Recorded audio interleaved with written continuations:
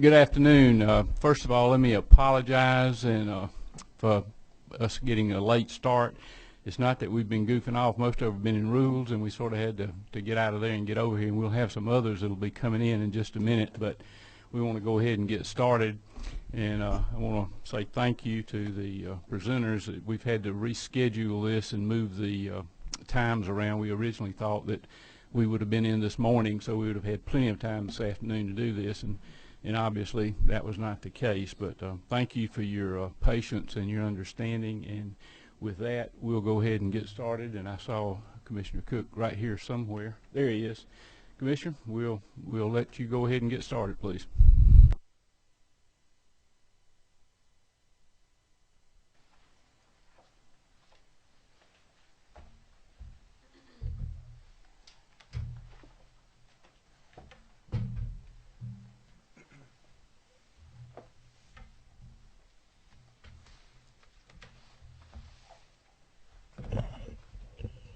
Thank you, Mr. Chairman, members of the committee. It is good to be with you once again.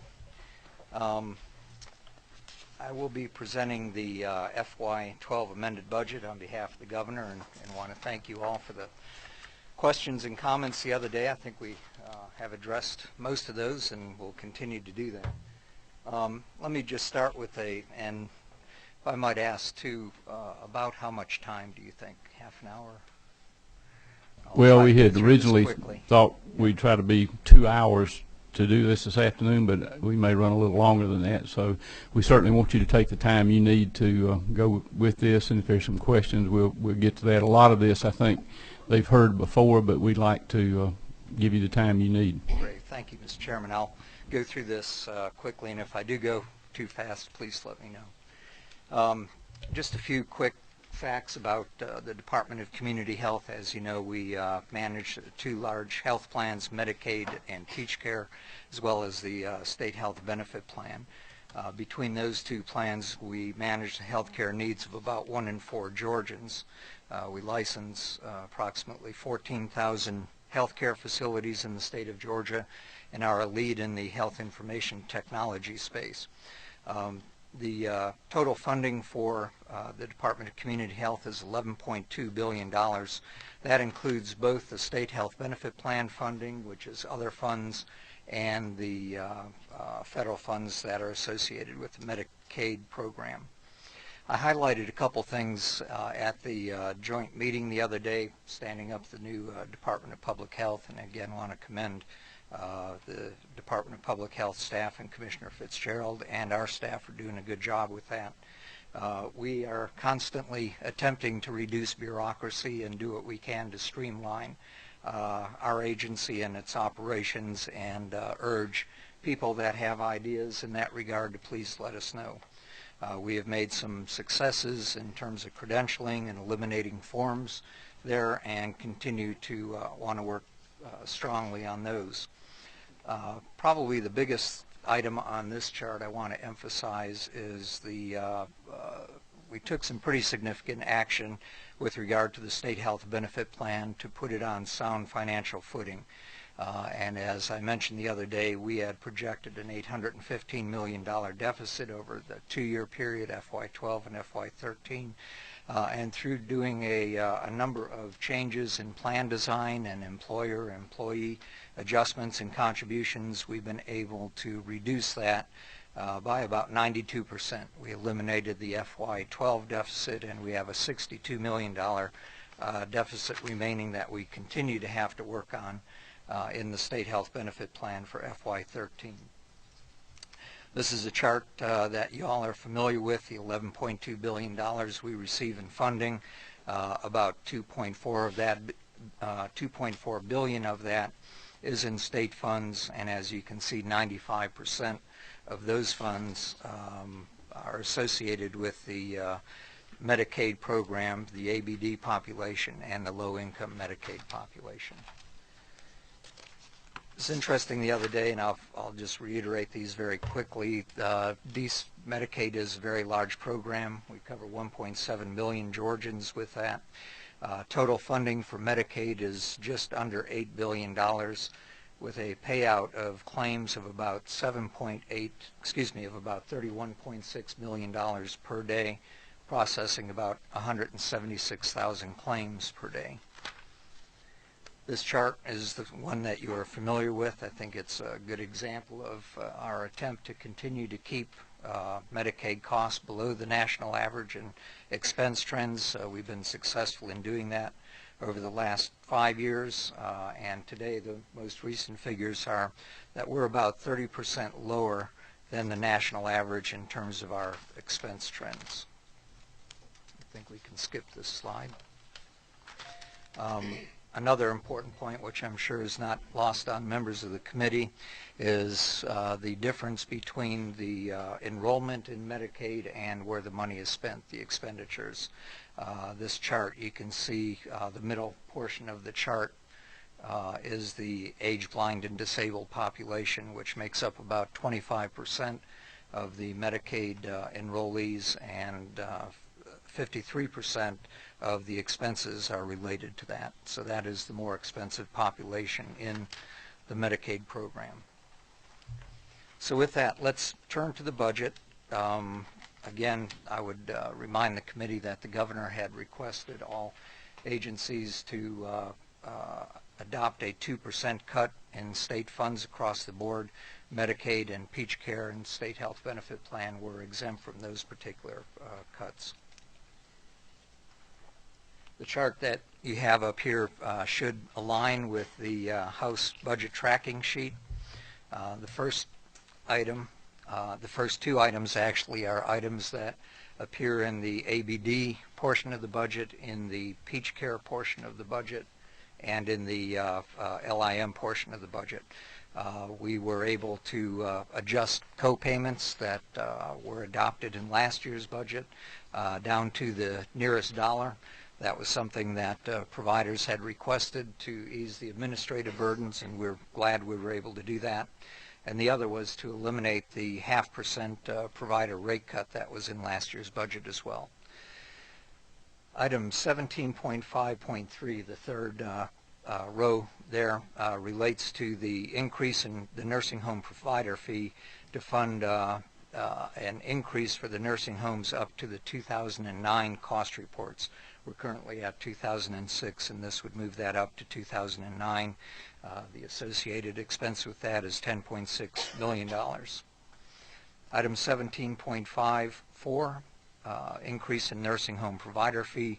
This is our projection on what the increase would be if we were to continuing to stay at the 2006 line. So 0.3 and 0.4 both relate to payments to the nursing homes.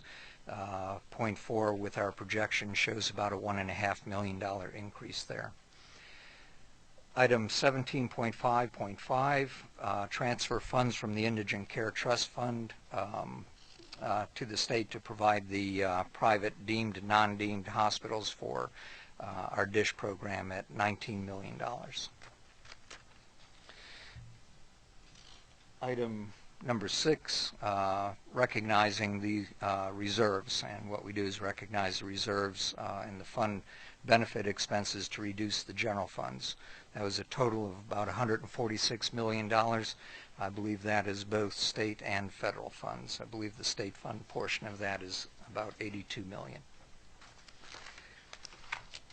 With that, there's a net change of a reduction of about $4.1 million in state funds, or a decrease of just under 1/3 of 1%.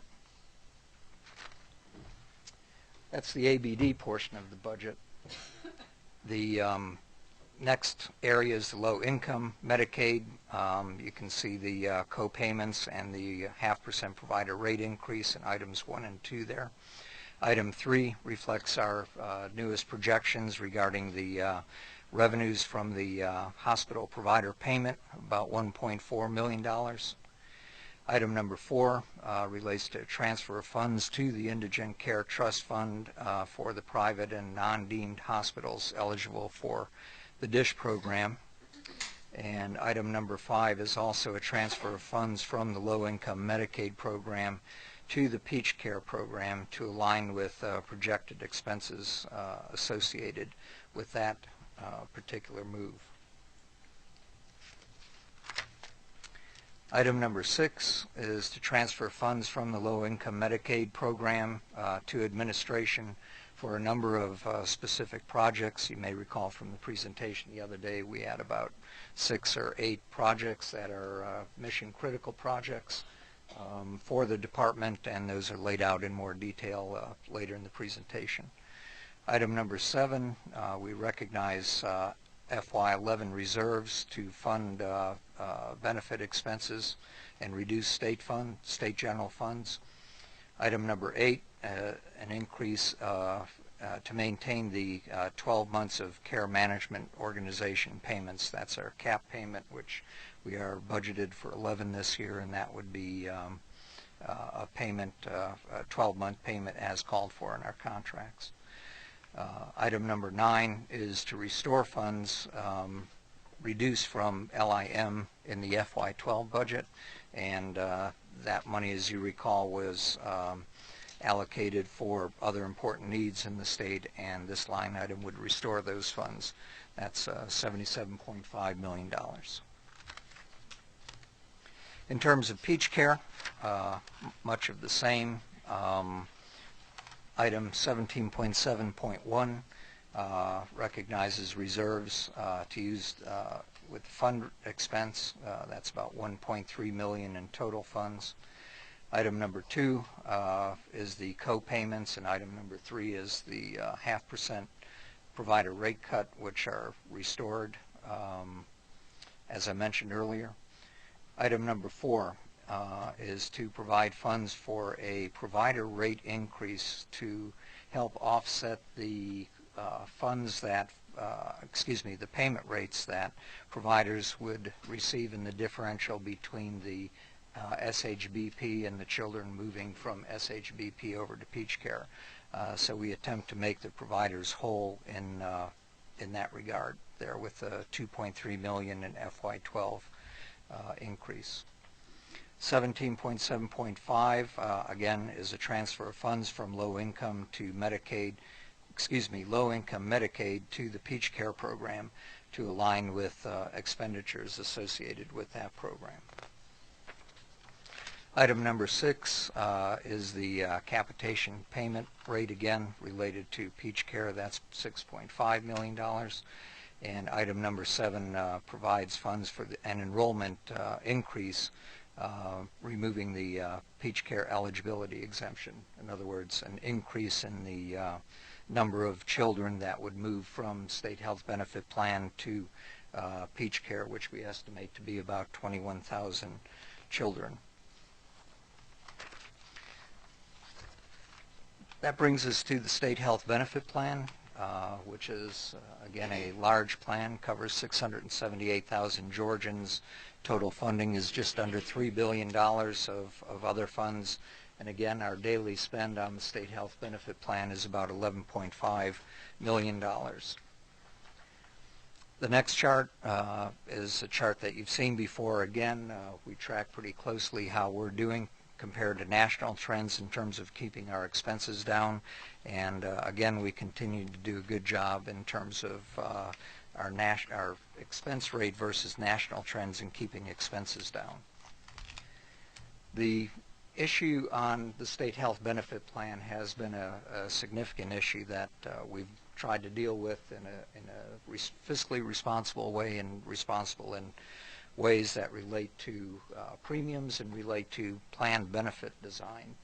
And one of the things that I think is important to point out consistently is that the state health benefit plan is made up of 3 different plans. It's made up of a plan for state employees, a plan for teachers, and a plan for non-certificated school personnel, or also known as classified personnel. There was a statute passed about 2 or 3 years ago, I think. It may have been a year or 2 older than that, but it allows in the end for the department to use reserves and surpluses to help manage one part of the plan to the other. So what has occurred over the course of the last several years, as you can see, we do generate enough revenue to offset the expenses in the state health plan, state employee portion of the plan. We do the same and a little bit better in the teachers plan, but in the classified personnel portion, we have not been able to generate the revenues to cover the expenses associated with that plan. The little arrow on the lower right-hand bottom of the graph indicates what the FY11 deficit was related to the classified plan, which was $433 million.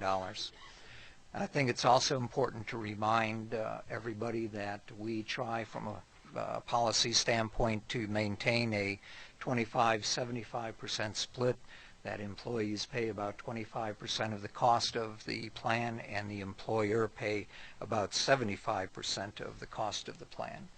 We do achieve that in both the state employees and the teachers, and in the classified plan as well. The employees do pay about 25% of the cost of that plan. The employers in the classified area pay about 33% instead of about 75% of the plan in that particular area. The next chart indicates the how we had dealt with this in the past until a downturn in the economy. You can see years from 2006 to 2008.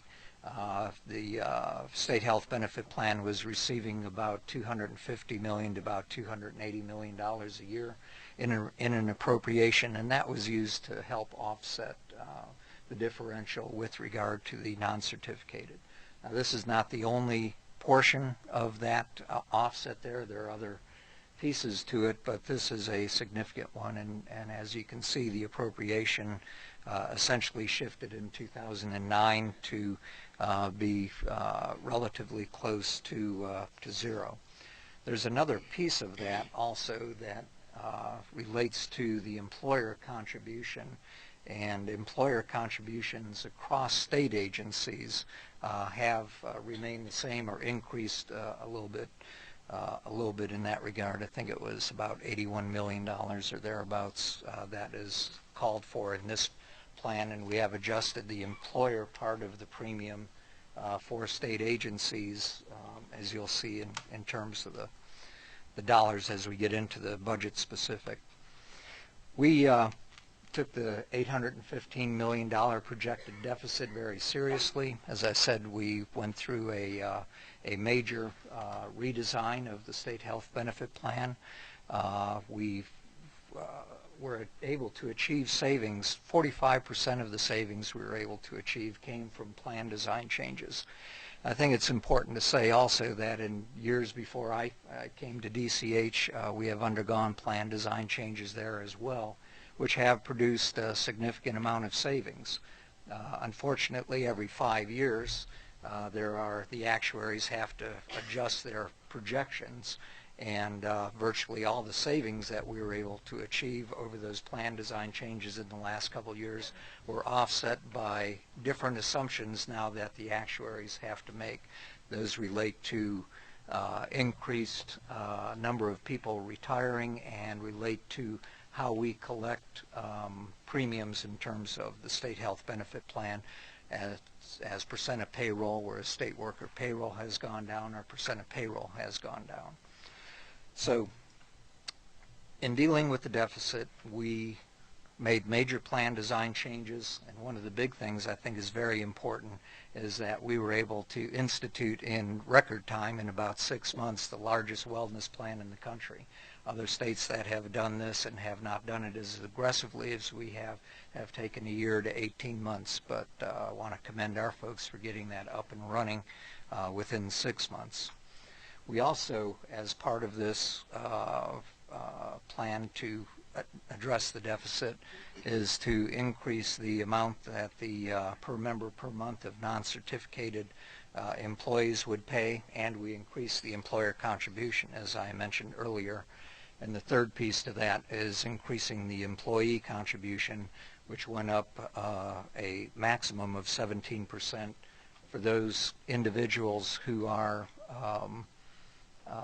choosing the wellness plan, there's a 6%, is it 5 or 6? 6% discount if you volunteer to engage in the wellness plan. So there's a financial incentive for employees to engage in our wellness plan. The per member per month issue with regard to the classified employees, we have had a couple increases during the course of this last year. I think the last one was $50 increase in the per member per month. In 1999, let me back up and say today the per member per month to cover the plan would be about $748, as you can see from the FY11 number on the chart in front of you here. We are asking that be raised to $350, and that is from $246. Is that? I think that's correct, isn't it? 246. Yeah. In 1999, the per member per month was $162 per member per month, and it had stayed that way until this last year. So that had remained pretty stagnant for the course of the next for the last decade or more, last 12 years. And one of the criticisms and concerns people have raised to us, and we attempted to address it, is that people wanted time to plan for these kind of changes in their budget, which is absolutely a legitimate request to make. And so we developed a plan with a number of help from a lot of different people to increase the per member per month rate by $150 per year for the next 3 years. And as you can see, by FY15, that would get us up to about $876 per member per month, which is still a little bit short of the 75% increase that we would need to keep pace here, but it does get us a whole lot closer in terms of closing that budget gap there. The other thing I'd like to point out, and I think this is a significant issue as well, is addressing the long-term liabilities of the state health benefit plan, known as the other post-employment benefits. Our board of directors adopted policy changes which have gone into effect, but they really won't impact people for about another 5 years, and it relates to the tying the amount of the state benefit that go to retirees who have 10 years of service, you're able to retire, tying that amount of that benefit based on the number of years that you have worked for the state government or for teachers, etc. So those that change has been implemented by our board. The real savings come in the out years, but they're very important for us in terms of reducing our liability. We were able to reduce the 30-year OPEB liability, which is set at $62 billion, down to $51 billion. It was an $11.2 billion decrease, or about an 18% decrease in the long-term liabilities of the state health benefit plan by making those changes. So with that, let me turn to the specifics of the budget. And many of the items in the budget here are related to the plan design changes that we needed to implement in order to address that deficit, the near-term deficit that I just described, the $815 million issue. Item number one, we implemented a tobacco cessation program for a cost of $1.2 million.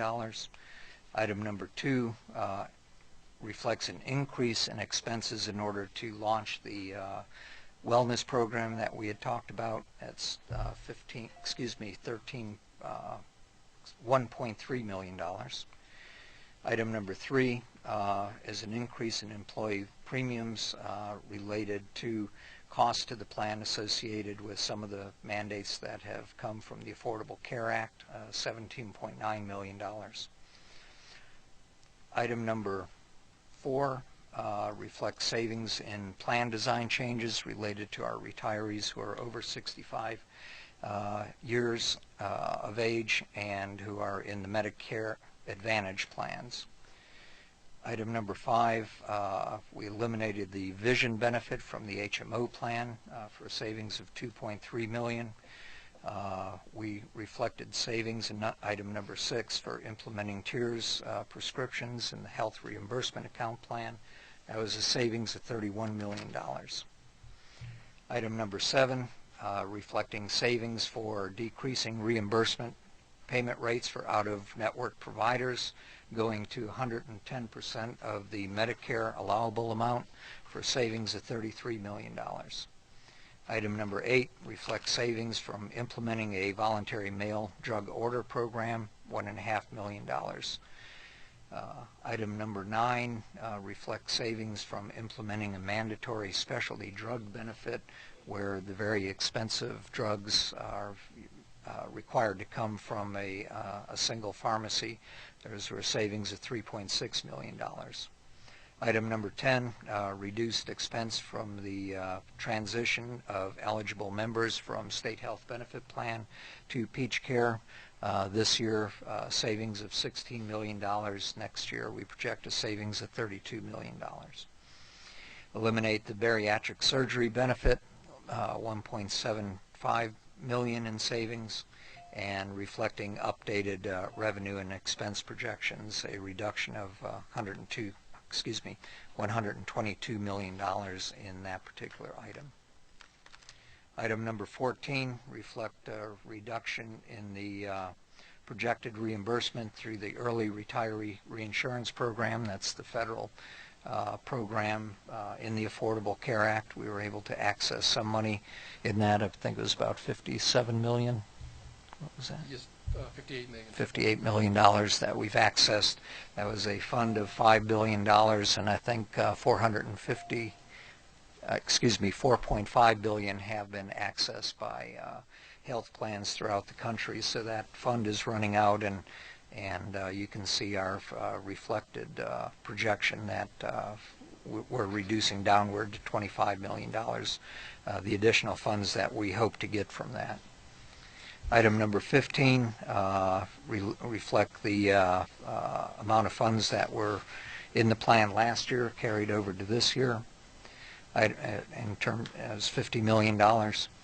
Item number 16, increase employer funding for the state health benefit plan. This is the item I referred to earlier, about $81 million in terms of spreading the increase in payment rates so that we're assured to draw down as much federal match as we can from payment by other state agencies of their health care costs. Item number 17 reflects the non-certificated or classified increase that we had talked about. This is a $50 increase in the budget at this particular time, and that has already been implemented. In fact, that was effective September of this year. So in terms of the budget from the base last year, a $175 million reduction. Revised amount is $2.9 billion for a change of about a reduction of about 5.7%. Very briefly, because it is in the budget, health facilities regulation. I mentioned earlier we do a lot of work there in terms of licensing and inspecting health facilities, and the budget for that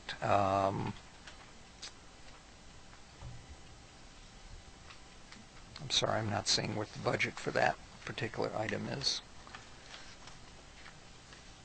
You can see some of the data there, but the budget for that is relatively small comparative, but About $13 million. about $13 million for health facility regulation. And in terms of the administration, this was the area of the budget that we did take the 2% decrease in. We had looked at administration from 2009, DCH only, without the other entities, public health and others that have been transitioned into and then transitioned out of. So we just took a look at what our DCH expenses were, and those administrative expenses have been decreased by 40% in the last 3 years. In terms of the Administration, this is the area that highlights some of the major initiatives that we have, mission-critical initiatives that relate to healthcare in Georgia and the DCH budget. Item number 1 and 2 there on the very first row are statewide changes related to our share of the state health benefit plan, workers' compensation, etc. Item number 3, 17.1.3, the second row, provides for the funding for the assessment of the Medicaid program as we move forward with that. Phase 1 was just completed on Friday, and we released that report on Friday, and we'll be working on that pretty strongly over the next several months. Item number 4 relates to the federal mandate to implement the ICD-10 coding, moving us from 18,000 codes rather to about 140,000 codes. A very significant coding process that we have to complete by, I believe it's October 1st, 2013. Item number 5, 17.1.5, is the Medicaid incentive program, where there's 100% federal funding for moving towards electronic health records and moving towards meaningful use of electronic health records. We have 3 years of payments to make there. We believe we'll be able to access about $400 million in federal funds for the provider community throughout the life of this project, and today we have to eligible hospitals and providers have transmitted about $60 million. Item number 6, transfer from low-income Medicaid to, again, this is a health IT project related to recognizing the federal matching funds for further encouraging the use of health information records and connecting those entities that are already sharing information with regard to medical information back and forth, and using electronic health and interconnectivity to do that.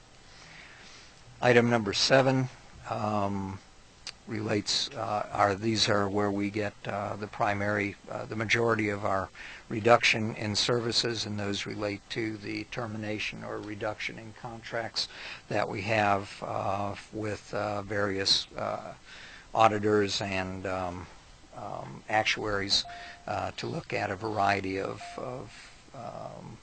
programs that we have ongoing.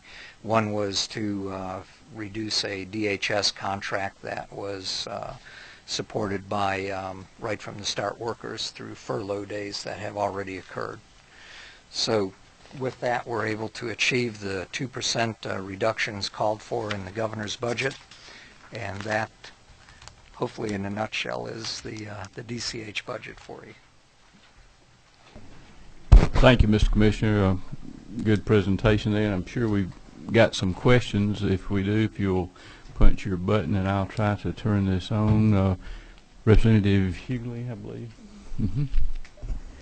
Thank you, Mr. Chairman. Mr. Commissioner, thank you for your presentation. I want to make sure that I understand this business about the non-certificated personnel and state health benefit plan and why we're taking them up at these levels, because my school superintendent and my school board members are telling me about what it's going to cost. They're talking about $4.5 million is what it's going to cost them next year to accomplish this. And they're talking about in order to absorb it, they're going to have to cut some school days. So help me make sure I understand exactly why we have to do it this way and why we chose the price points of $150 per year. Be happy to do that. It may be helpful to go back to a couple of those charts. I think you have to start with the proposition that since 1999 we have not been fully funding that plan, the classified employee plan. Go back one more, or two more. From this chart, you can see that we are underfunding the plan in FY11, which we've already had 3 increases in the per member per month. That shows the results of FY11. We have underfunded that plan by $450 million approximately.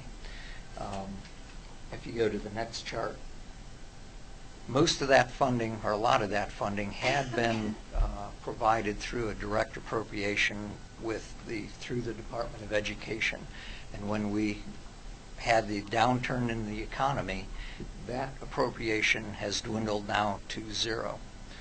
And we started that process in 2009. In fact, it probably would have been even worse, but as a result of, over the course of the last couple years, we had approximately, I believe this is right, 600 million.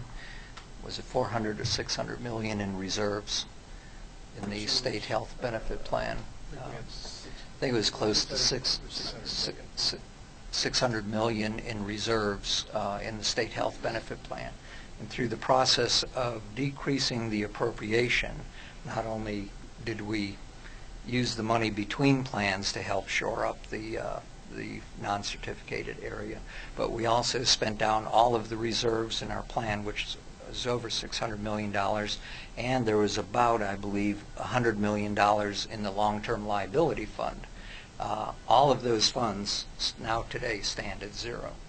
So we have used a variety of mechanisms over the course of the last 3 or 4 years to support the differential in the non-certificated plan, the deficit that has continually occurred for years in the non-certificated plan.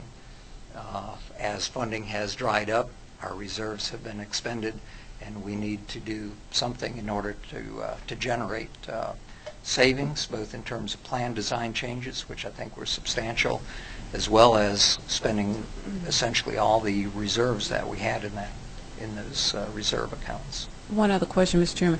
Can you tell me why the 3 years were chosen? Why is it not 5 years that you're bringing it up? Well, why did you do the 3-year window? In discussions with a number of people, we thought this was the best way to do it. One of the primary reasons we wanted to do this was to give people notice so that they would be able to plan for it.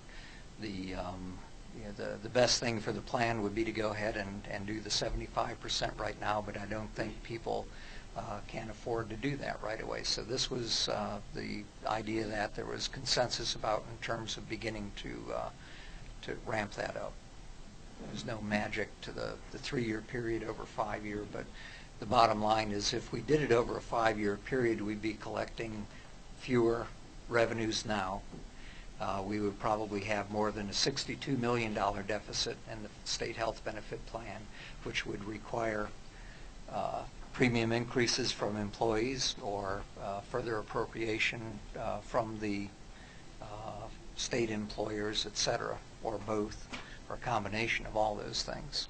So what we're trying to do is move this forward in as much of a balanced way as possible. One final thing, Mr. Chairman. I understand what you're saying, but back home in Muskogee County, when we tell them they're going to be paying $746 in health benefits for a person who makes $15,000 or less per year, that math is going to be a little bit shaky. I certainly understand that, and we've done what we can to meet with folks and hear their concerns, and if there are, we certainly want to work with folks moving forward as we implement this. Thank you. Thank you, Mr. Chairman. On 17.8.8 and 17.8.9, I appreciate the savings that we've got here for this voluntary mail order program and these specialty drug benefits that are significant for the mail order pieces. I guess my concern is your Georgia tax-paying pharmacies that handle this stuff. I'm concerned that they are audited and funds are pulled back whenever signatures aren't received. I think we can fill some of the void here because the mail order houses don't do that, and there's a huge opportunity for fraud. We need to look at that. Be glad to. Other questions? Well, obviously you did a good job. Thanks. Thank you, Commissioner. Thank you. Okay, next we're going to hear from Commissioner Dr. Fitzgerald, Department of Public Health.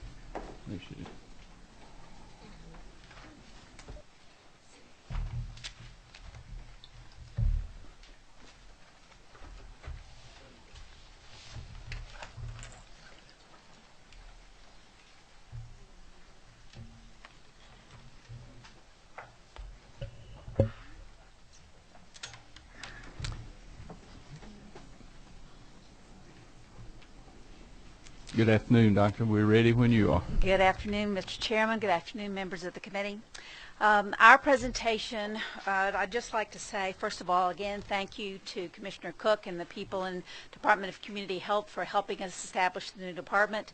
And the most important budget information we have to report is that the new department was established without any additional funds. And we did that by making sure that we changed the way we had been monitoring and using our federal funds, and the increased monies that were needed to, any increased monies that are needed to establish a new department came out of federal funds, not out of state funds. On my presentation today, what I'd like to do is I'd like to go through the tracking sheet. We have a PowerPoint presentation to leave with you, but I think maybe it would be easier if we could go through the tracking sheet. If you'll notice, this is about the 2% budget cuts that were required. I will start with the first cut and explain what we did and what impact it might have. 37.12, if you are with me. That is a reduction of $80,000, and that was grant aid funds for family planning services. These were unallocated funds. They were to have been used for pilot programs, and we drew those back.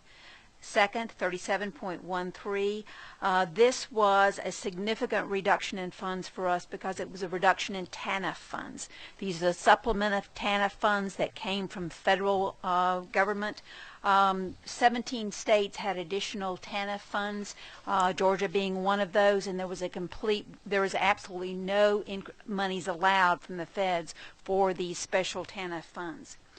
What we have done, there's two areas that really are significantly affected. The first one is talking about the $1.8 million reduction that will affect our teen centers. There will be an elimination of 30 teen centers, and what we are going to do with the money we have is we are going to take 9 areas in the state that have been doing a youth and keep the youth development coordinators in those 9 districts.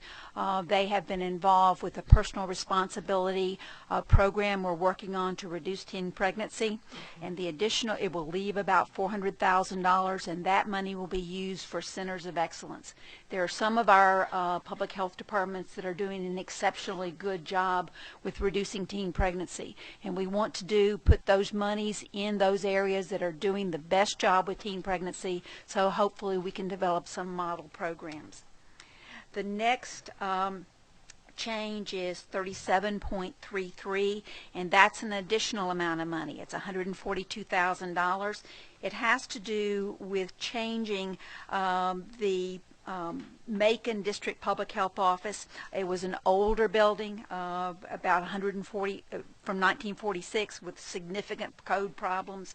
The hospital surrounds that building. The hospital authority in Macon wanted to buy that building, so that is underway. They will buy that building, and the monies that you've seen in the budget are for moving the health department, and that is an add. The next thing I want to talk about is 37.52. That's in epidemiology. That's a reduction in $183,000. There's no impact to the epidemiology service. We simply are going to have delayed hiring on vacant positions. Next, 37.62, that's in immunizations. Immunizations will not impact vaccines at all. We are going to get these monies through a reduction in temporary labor services, some support staff, decrease in computer expenses, and personnel services. The next reduction is 37.72. That's a reduced funds for tertiary care centers. That's $150,000, and we cut out some administrative monies that we were sending to the tertiary care centers. 37.73. This is a reduction in state funds of $137,000 for auditory verbal therapy. This contract will be now funded by federal funds. We did a swap for state funds for federal funds with our MCH block grants. The next amount cut is in 37.8. This is infant and child health protection. There are two areas of change here. One, there is $1 million that is state funds that we could give federal funds for, and we have arranged that change. The second has to do with a very significant change, again, in the TANF funds that I spoke before. This is a $2 million cut that comes out of federal money. We don't have any state monies to replace it. We have come up with several ideas for the districts. There will not be a one-size-fits-all answer to the problem, but we are working with the districts in the individual counties to make sure, or to try and see if we can provide these services with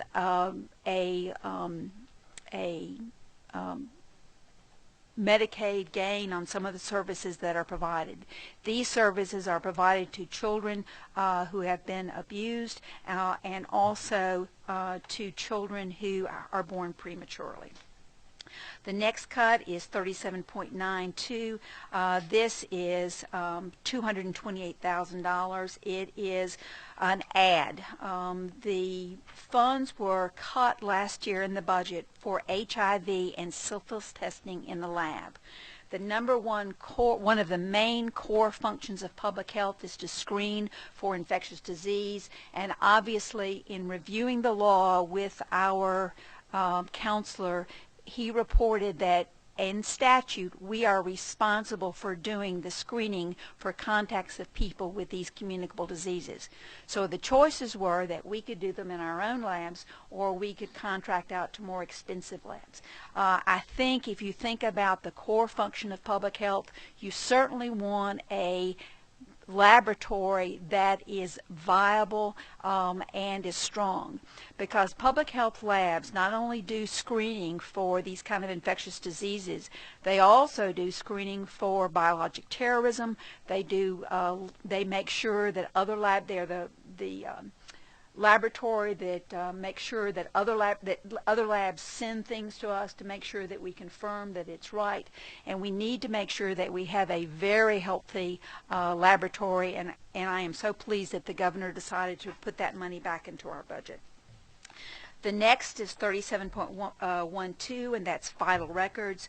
Federal funds, there was a replacement of state funds with one-time federal funds, and those federal funds were acquired through contracts with federal agencies for bulk record copies, but this is a one-time swap only.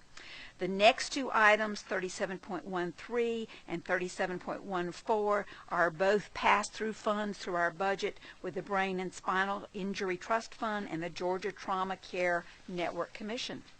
And that's the extent of our changes, and I'd be glad to answer questions. Thank you. Do we have some questions for Dr.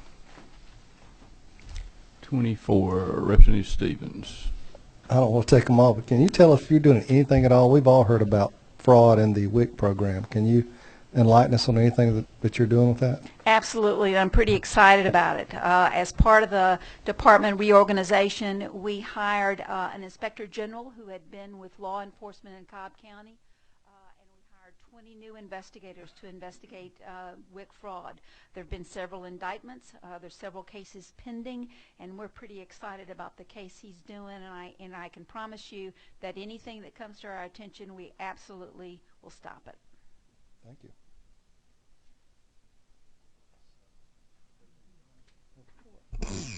Thank you, Mr. Chairman. 3113 is, I'm trying to figure out where the family planning clinic cuts are. Yeah, the family planning clinic cuts, the 3113 is simply is monies that had not been expended that were for pilot projects to be developed. We simply, 3113. Oh, I'm sorry. Might not be the right place. You are absolutely right. I was wrong. The monies you're looking at, the $1.8 million, that's for TANF monies. That's with federal funding. The TANF monies, there's significant cuts coming our way as far as the federal monies are concerned. In this budget, this fiscal year budget, there was the $1.8 million, but then next year, fiscal year 13, there's $3.5 million additionally coming out of our funds for TANF monies. This amount of money, we could not continue the programs because it simply was, too great a number. There are 30 centers that have teens. There are 30 places that have teen centers, and they certainly provide much needed services to their communities, but we simply don't have the monies because it was a direct federal cut. There are no state monies in any of those. Have the teen centers always been funded by TANF money? No, several years. They were, before the recession, funded with state dollars, but then when times got hard and cuts were required, it switched over to federal. The good news about using federal money is that, you accomplish some things, but the bad news is, of course, you make yourself vulnerable. Right. That's a shame. I'm pleased. There's some. We've looked at the impact on it, and there's some counties that have done a particularly good job with teenage pregnancy. Our highest. There's one county, for example, our highest county, the teen pregnancy rate is about 10%, as compared to 3% in Athens, Clark County program. So what we intend to do with the monies we do have is put those monies in those programs that are doing a good job. And that Clark County Athens program is right in the middle of the University of Georgia. And so they have done some good things, and what we're doing is trying to use the monies we have to make sure that when we do get additional monies, we can have some programs that we can emulate.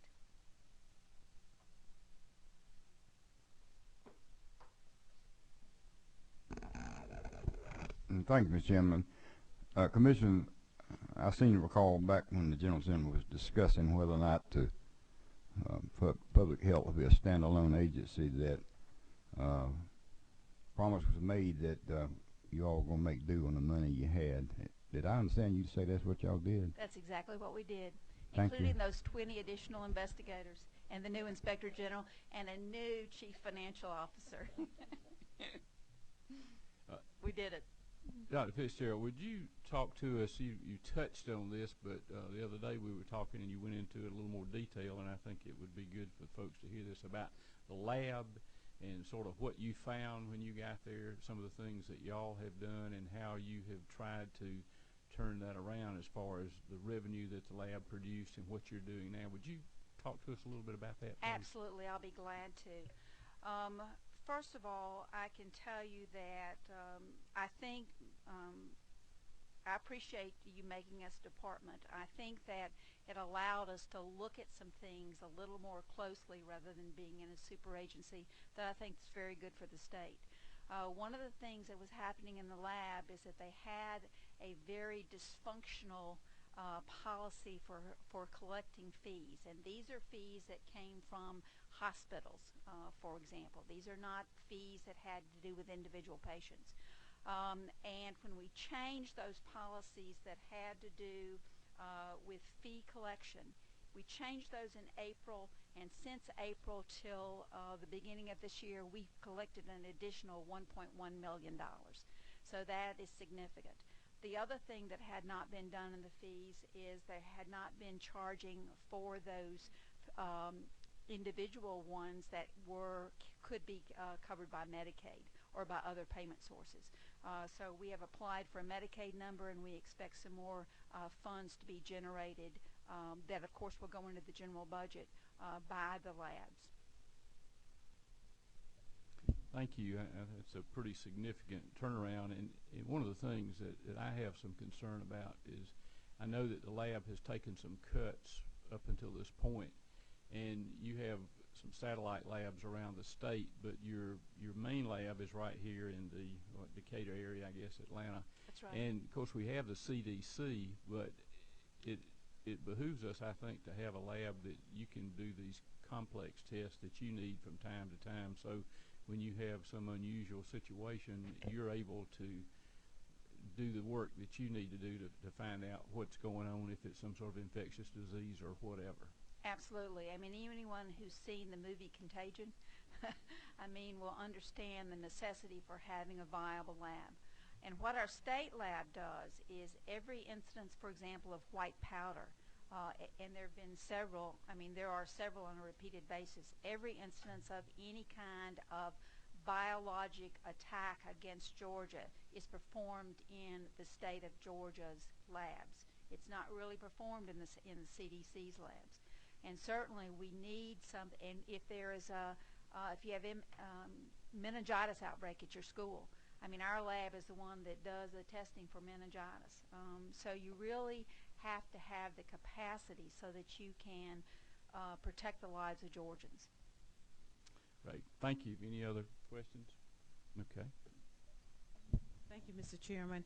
I see, if you could just tell me later, not to prolong the time, but could you get me information on what you all have done on your childhood obesity projects?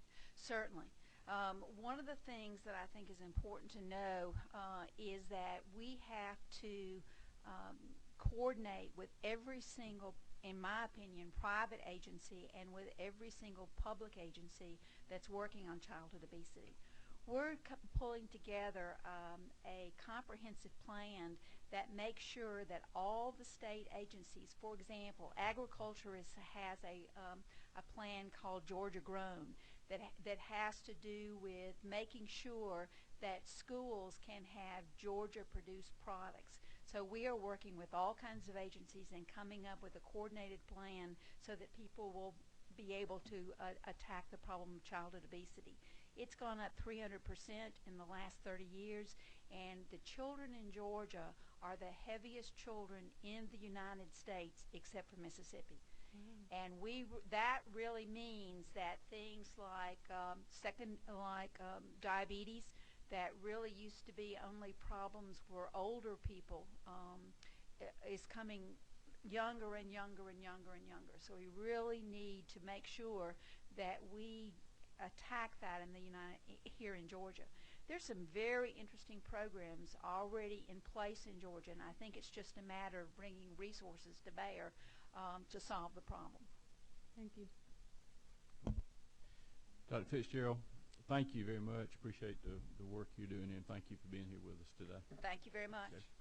We'll get you the handout and also the grant and aid handout. Good. We've got it. Thank you. Next, we're going to hear from Cherry Tucker, Executive Director of the Georgia Board of Physician Workforce.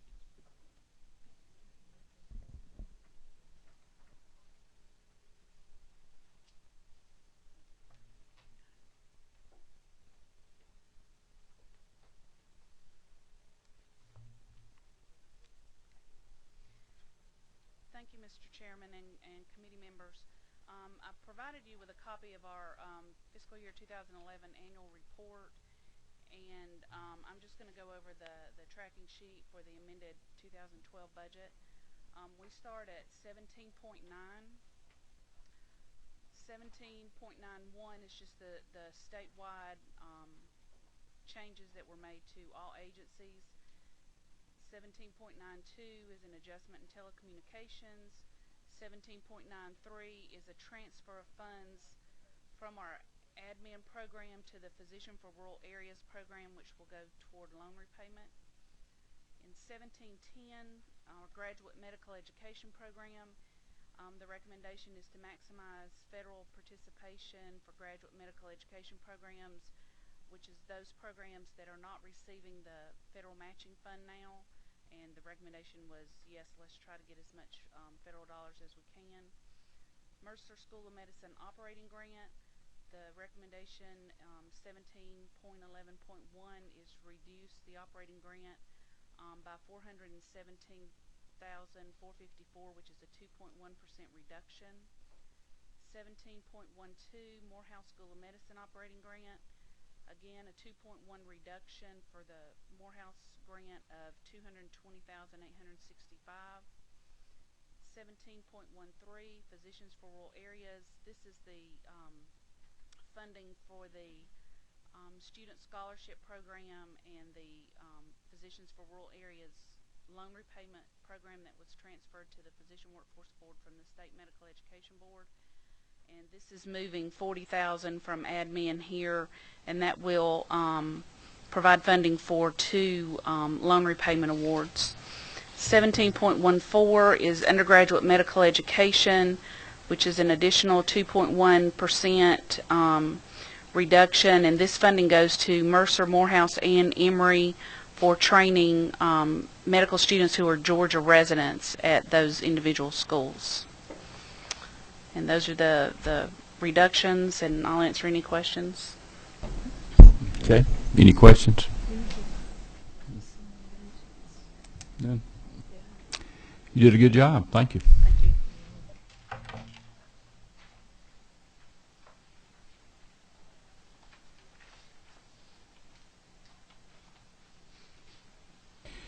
Next, we're going to hear from LaShawn Hughes, Executive Director, Georgia Composite Medical Board.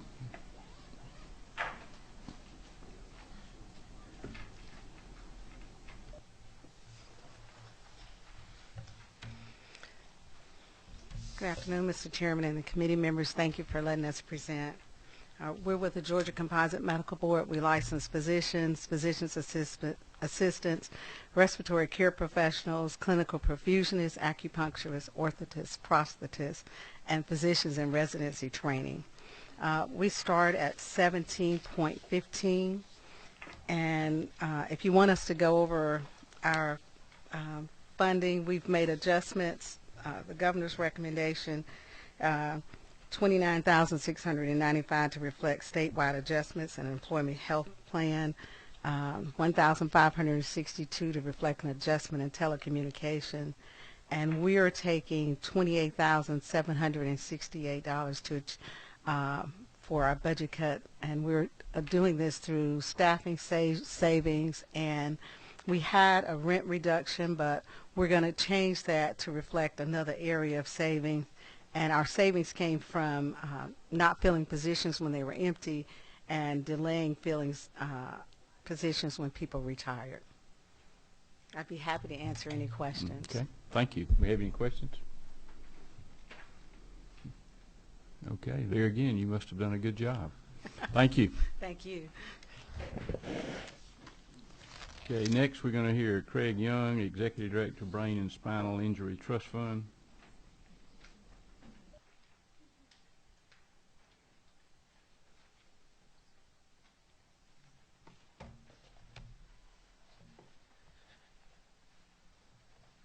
Thank you, Mr. Chairman, committee members. The Brain and Spinal Injury Trust Fund Commission was established in 1998 by constitutional amendment. We currently receive no state funds. Our funds are considered other. We have funds from a DUI surcharge, and the surcharge provides approximately $1.9 million per year to the trust fund. We have in the past few years had a supplemental appropriation. We've asked for $400,000 in the past 3 years, and we would respectfully request an additional $400,000 from our reserve this year.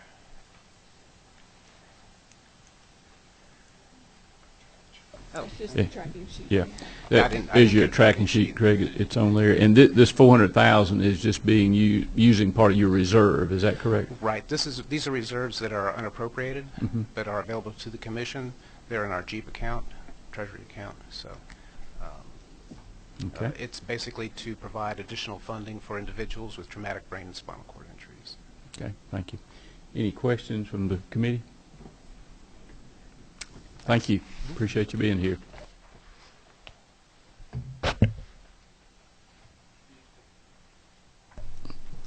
If there's anyone here who would like to make a comment, we'll take a couple of minutes and hear from anybody that's here that would like to be heard at this time. We won't have a public hearing, but we'll give you an opportunity to make a comment. Anybody? Okay. Well, great. Listen, thanks again. Appreciate your interest for being here. Thank you for coming.